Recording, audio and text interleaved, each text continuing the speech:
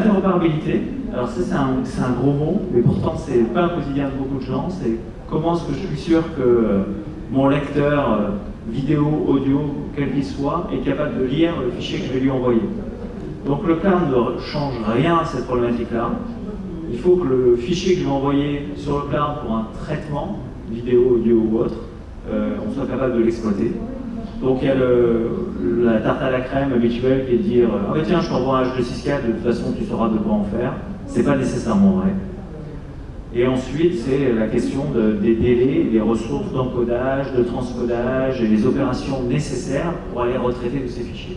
Donc je m'explique. Si on parle d'une règle qui est très simple, si on fait de quelque chose proche du direct, proche du live, la valeur d'un contenu est inversement proportionnelle avec le temps que ça met, que ça prend pour aller publier ce contenu. Donc si on prend l'exemple du but de foot, très cher à la grande maison TF1, si je peux aller proposer le but de foot dans les quelques secondes qui le suivent, ça vaut quelque chose. Si je le propose 1 heure plus tard, ce sera passé aux news et sa valeur sera très largement inférieure.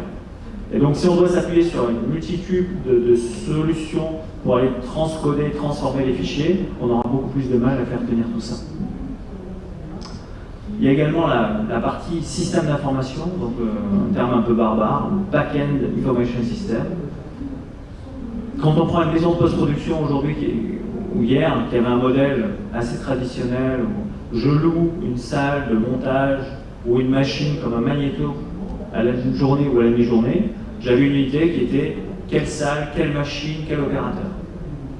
Demain sur le cloud, il faut que j'ai un moyen simple de facturer des ressources que j'utilise.